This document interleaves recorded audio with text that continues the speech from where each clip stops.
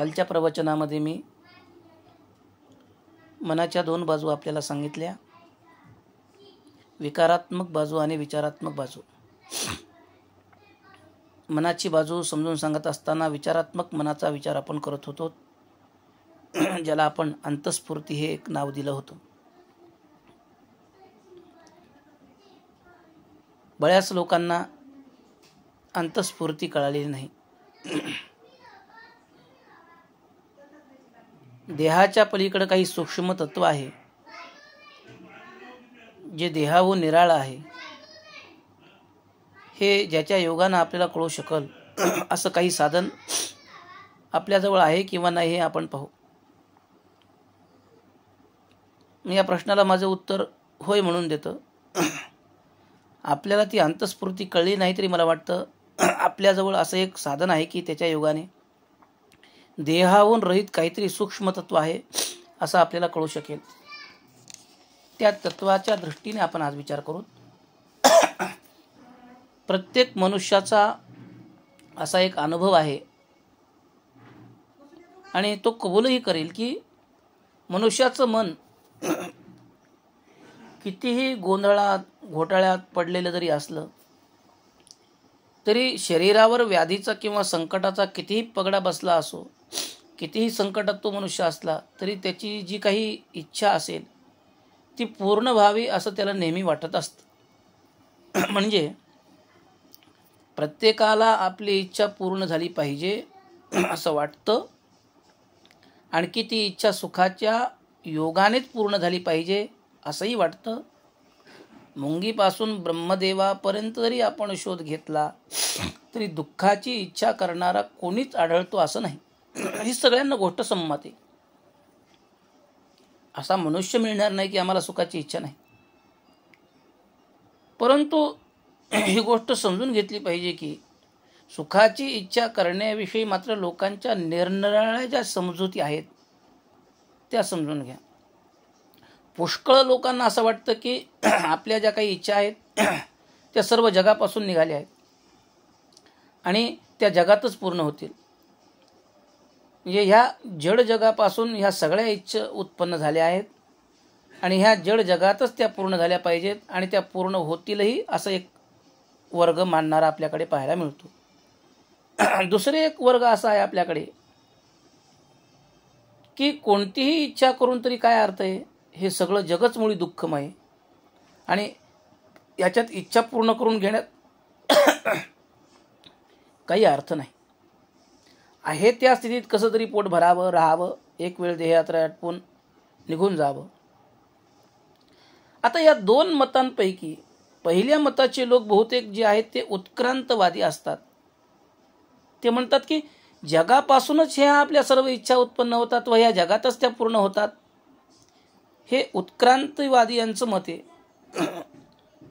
आता हे जे उत्क्रांतवादी लोक जे आहेत हे काहीतरी विलक्षण वेडे आहेत. कारण वानरापासून मनुष्य झाला व मनुष्यच सगळ्या सृष्टीत उच्च प्राणी आहे अशी त्यांची समजूत आहे. आपल्याकडे आस्तिक नास्तिकांपैकी कोणीच हा वाद काढला नाही. कारण आपल्या लोकांना अशी खोडचट विचार करण्याची सवय नव्हती, हे त्याचं कारण म्हणावं लागेल. पण युरोपात मात्र डार्विन, स्पेन्सर या ज्या काही व्यक्ती जो होऊन गेल्या उत्क्रांती मताचं पुढारीपण मिरवणाऱ्या, धुरीकरण करणाऱ्या, त्यांचं म्हणणं असं आहे की जगातल्या इच्छा जगातच हळूहळू पूर्ण होतात. म्हणजे काय, पर्यायानं हे म्हणतात की वानरापासून मनुष्याची उत्पत्ती झाली म्हणजे वानराच्या ज्या इच्छा होत्या त्या मनुष्य शरीरातच पूर्ण झाल्या. आणि हे म्हणणं एक वेडगळपणाचं, बालिश अशा पद्धतीचे. का, या उत्क्रांतीवादी यांच्या मतानं पाहिलं असता जशी जशी उत्क्रांती होईल म्हणजे जशी पुढची पायरी वस्तूला मिळत जाईल तशी तशी कोणतीच न्यूनता नसावी. म्हणजे जसा जसा पूर्णपणा येत जाईल तसा तसा त्यातला न्यूनपणा निघत जावा अशी त्यांची उपपत्ती आहे. पण जरी ह्या कल्पना दिसायला गोड आहेत तरी त्या त्यांच्या मेंदूतच राहिल्या आहेत. कारण का, एक वस्तू पूर्ण होत गेली म्हणजे तिचा न्यूनपणी कमी व्हावा अशा कल्पना व्यवहारात येणे शक्य नाही. जगात एखाद्या वस्तूला आपण पूर्ण म्हणू तरी त्या गोष्टीची दुसरी बाजू अगदीच न्यून असते, अशी जगाची स्थिती आहे. वानराच्या इच्छा मनुष्य शरीरात पूर्ण झाल्या याचा अर्थ तरी काय? याचा अर्थ कोणाला कळणार आहे? वानराच्या इच्छा मनुष्य शरीरात पूर्ण झाल्या म्हणजे त्याला खाता पिता चांगलं आलं की शास्त्रज्ञान झालं, हे समजून घेतलं पाहिजे. म्हणजे परिस्थिती तरी काय झाली? ज्ञान पूर्ण आलं हा पूर्णपणा, की खाता पिता चांगला आला हा पूर्णपणा. वानराचा मनुष्य झाला असता तो पूर्ण होतो असं म्हणणं म्हणजे एक आश्चर्यकारक विलक्षण वाटतं. कारण शास्त्र वाचनाची इच्छा किंवा दुसऱ्या आणखी इच्छा ज्या मनुष्य शरीरात अवश्य कामात पडणाऱ्या आहेत अशा इच्छा वानरात दिसत नाहीत. त्यांची त्यांना कल्पना नाही आहे. या बाजूनं पाहिलं असताना वानरांच्या इच्छाच्या आधी नव्हत्या का? दुसऱ्या बाजूनं पाहिलं तर पोपटालाही आपण पिंजऱ्यात घालून उत्तम प्रकारे बोलवून शिकवतो, उत्तम खाऊ पिऊ घालतो आणि तो त्याप्रमाणे खातो पितो बोलतो, पण तो आपल्या ताब्यात पिंजऱ्यात राहू इच्छित नाही. याचं कारण त्याला त्यावेळी आपल्या स्वातंत्र्यातच सुख वाटत असतं. त्याप्रमाणे वानराचं जर खरोखरच मनुष्य झाले असतील तर त्यांच्या एका बाजूने तोटाच झाला आहे असं माझं स्पष्ट मत आहे. म्हणून हा वाद आपल्याकडे नाही आहे. परंतु डार्विन वगैरे जे काही उत्क्रांतीवादीचे जे काही सिद्धांत मांडणारे लोक आहेत ते त्यांचं मत आहे. तुष्यंतो दुर्जन हा या न्यायाने म्हणा की भीक नको पण कुत्रावर या न्यायाने आपण काही वेळापुरतं हे घेऊन चाललो. म्हणजे वानरापासून मनुष्य झाले म्हणजे त्यांच्या शरीराचं रूपांतर व बुद्धीची वाढ झाली, अशी एका बाजूनं त्यांची वाढ झाली असं आपण कबूल केलं तरी दुसऱ्या बाजूनं त्यांचा तोटाच झाला असं म्हणावं लागेल. कारण वानर असताना त्यांना घराची जरूर नव्हती, बायका लेकरांचा मोह पडत नव्हता, कुटुंब भरणाची चिंता नव्हती, ऊन वारा पाऊस तहान या स्थितीत सोसण्यात ते तयार होते. फळं मुळं पाला खाऊन त्यांचं चलन चालत होतं. दुष्काळ जरी पडला देशात तर त्यांच्यावर मरणाची पाळी येत नव्हती. तो त्यांचा संतोष, त्यांचा तो आनंद, त्यांची ती जगण्याची प्रणाली भंग होऊन गेली या उत्क्रांतीवादामुळं. का? कारण मनुष्य शरीरात आल्यामुळं त्यांची वृत्ती एक प्रकारे जखडली.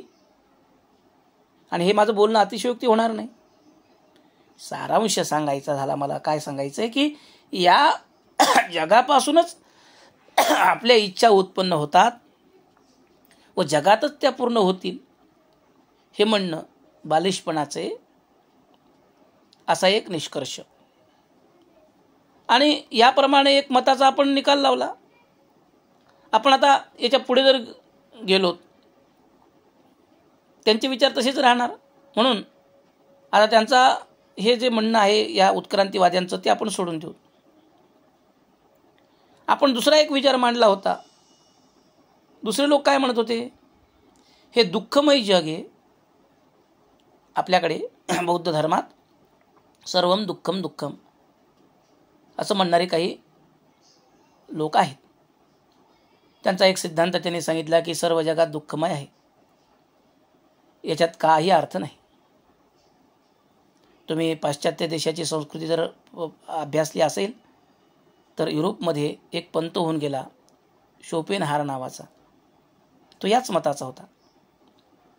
त्यानं पेसिमिझम नावाचं एक पुस्तक लिहिलं. तर पेसिमिझमचा अर्थ काय? जग दुःखमय आहे असं सांगणारं शास्त्र. पेसिमिस्टस म्हणून हे जे पेसिमिस्टस जे लोक असतात ना हे सुद्धा या वासनेच्या तावडीतून सुटलेले असतात असं नाही.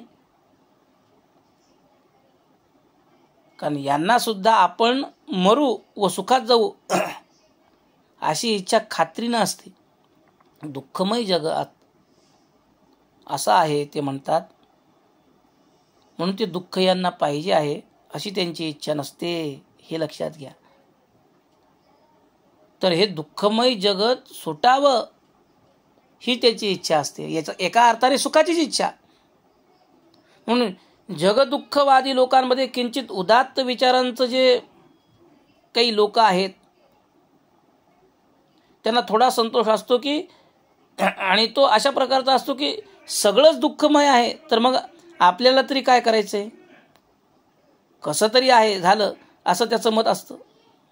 हे लोक फार चिडणारे असतात, कधीही कुणावर प्रेम करणारे नसतात. त्यांच्या मनाला समाधान कधी असतं असं आपल्याला सांगता येत नाही. पण तरीसुद्धा आपण जसे दुःखात आहोत असं दुसरेही दुःखात आहेत असं त्यांना वाटून प्रेमाचा उमाळा कधी कधी येत असतो, असंही एक मनोवैज्ञानिक सांगतात.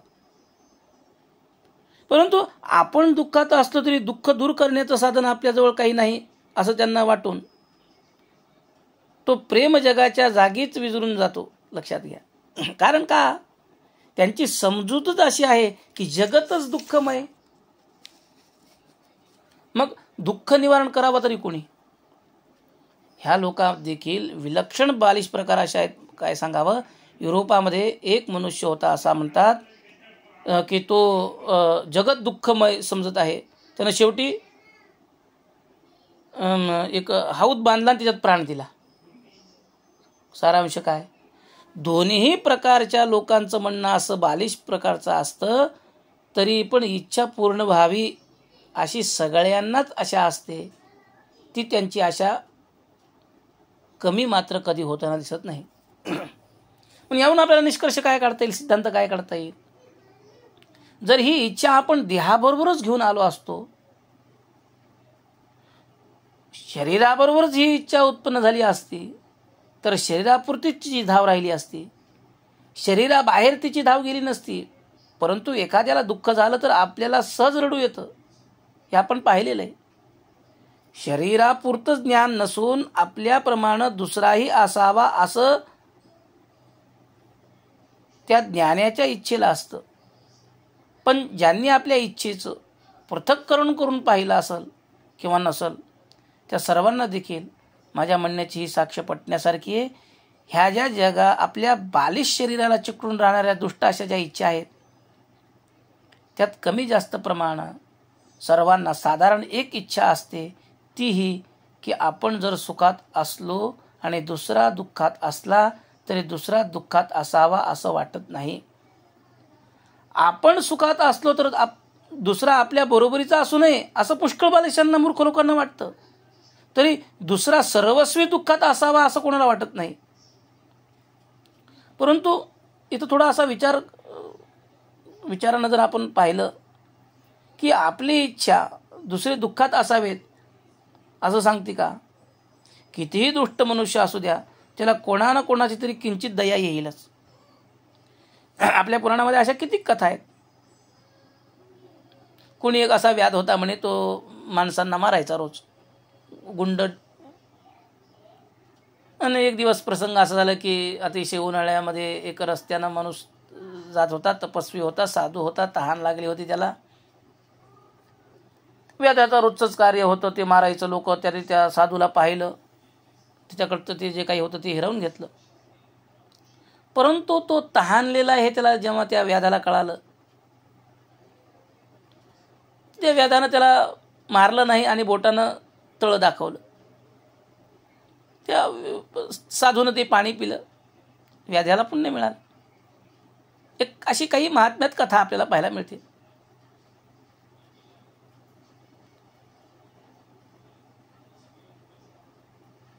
तात्पर्य काय, आपण सुखात असलो तरी दुसरा दुःखात असावा असं कोणाला वाटत नसतं. आणि अशी सर्व प्राण्यांची इच्छा असते. व आपण दुःखात असलो तरी दुसरा दुःखात असावा असंही वाटत नसतं. कारण आपण दुःखात असलो व दुसरी दुःखात असावे असं काय वाटेल का? तर तो दुसऱ्याचा सुखाचा हेवा होईल व तो विकारात्मक मनाचं होईल.